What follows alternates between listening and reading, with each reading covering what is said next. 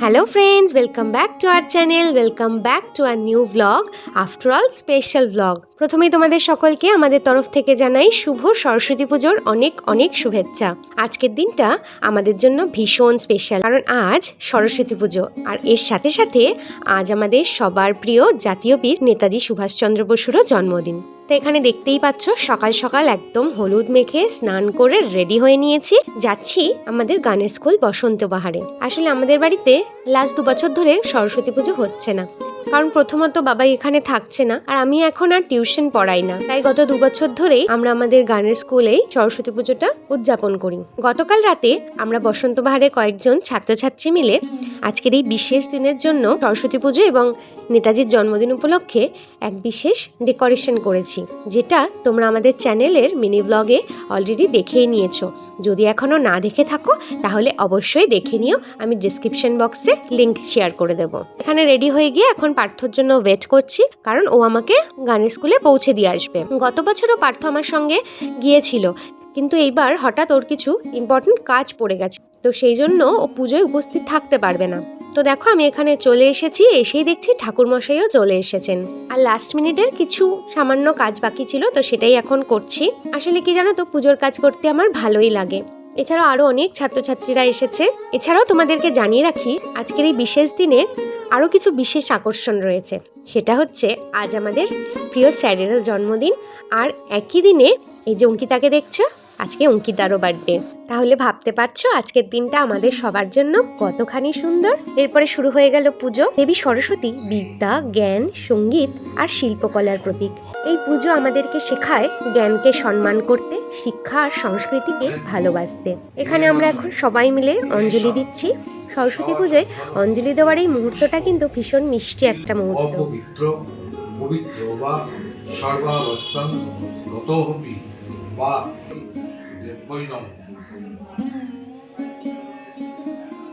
এরপরে এখন ঠাকুরমশাই আরতি করছেন।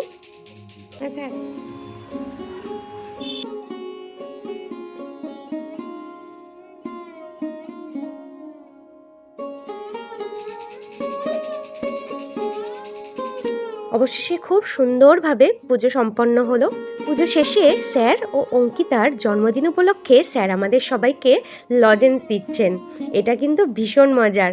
এরপরে প্রত্যেকটা পুজোর যেটা বিশেষ প্রসাদ হয়ে থাকে চালকলা, সেটা মেখে নিয়ে আমি সকলকে প্রসাদ দিয়ে এখন আমি নিজেই প্রসাদ নিয়ে নিয়েছি।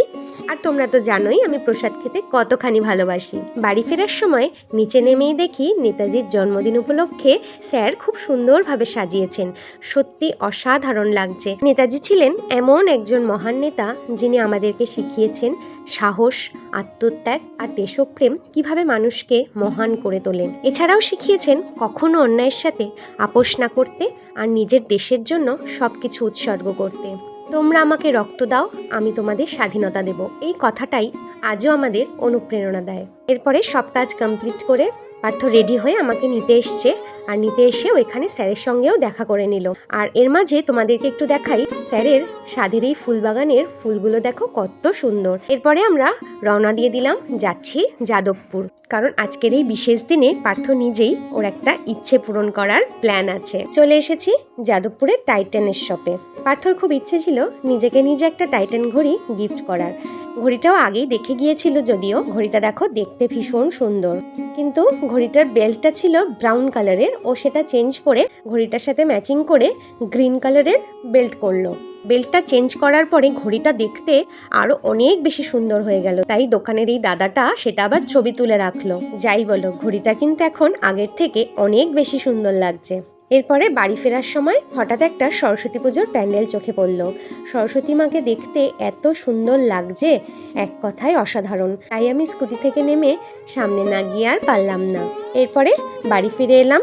বাড়ি ফিরে দেখি মা খিচুড়ি বানিয়েছে, যেটা সরস্বতী পুজোর সঙ্গে কিন্তু একদম পারফেক্ট কম্বিনেশন। যে কোনো পুজোর দিনেই খিচুড়িটার কিন্তু একটা আলাদাই স্বাদ হয়। এখানে আমি বসে এডিটিং করছি, আর পার্থ আমাকে খাইয়ে দিচ্ছে। সত্যি বলতে আজকের এই খিচুড়িটার মধ্যে মায়ের হাতের ছোঁয়ার সাথে সাথে আজকের এই বিশেষ দিনেরও কিন্তু একটা গুরুত্ব রয়েছে, তার জন্য খিচুড়ির স্বাদটা কিন্তু এক কথায় অসাধারণ হয়েছে। এখন সন্ধ্যা হয়ে গেছে, যাচ্ছি আমরা ওই বাড়িতে। বাড়িতে এসেই পার্থ এখানে রেডি হয়ে নিল, আর আমি তো সকাল থেকে রেডি হয়েই রয়েছি, জাস্ট একটুখানি ফ্রেশ হয়ে নিলাম। তো এবার বেরিয়ে পড়লাম, চলে এসেছি গড়িয়াহাটে। হঠাৎ চোখে পড়ল এই এতগুলি সরস্বতী মায়ের মূর্তি, যা এবার বিক্রি হয়নি। এরপরে আমরা চলে এলাম একটা ক্রকারি শপে, সেখান থেকে এই সুন্দর বাটিটা কিনলাম। এরপরে চলে এলাম একটা ফটোর দোকানে। এখানে এই মা দুর্গার ছবিটা দেখো, এত সুন্দর, মনটা একদম ভরে গেল। কি শান্ত একটা অনুভূতি না, ভীষণ সুন্দর লাগছে, আমি তো চোখ ফেরাতেই পাচ্ছি না।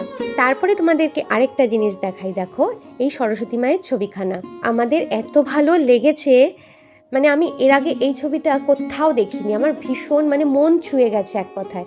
তা আমার এতটা ভালো লেগেছে দেখে পার্থ আমাকে এই ছবিটা গিফট করলো, তাতে আমি মানে আকাশ ছোঁয়া খুশি হয়ে গেছি। মানে এই সরস্বতী পুজোর একটা বিশেষ দিনে মা নিজে এলো আমাদের কাছে, যেটা এক কথায় ভাষায় প্রকাশ করা যায় না, এত সুন্দর একটা মুহূর্ত, আমি খুব খুশি হয়েছি।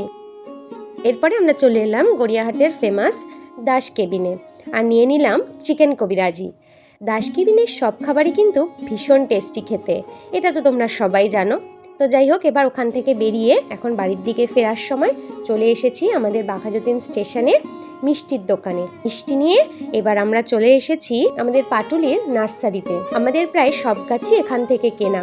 এখানে এলেই প্রকৃতির রং আর সৌন্দর্য দেখে মনটা একদম ভরে যায়, ভীষণ ভালো লাগে এখানে। আমি তো শুধু চারদিকে খালি দেখতেই থাকি, এই জায়গাটায় এত সুন্দর লাগে। আজকের পুরো দিনটা কেটে গেল অসংখ্য সুন্দর স্মৃতি নিয়ে। এই দিনটা আমাদের মনে অনেক দিন থেকে যাবে।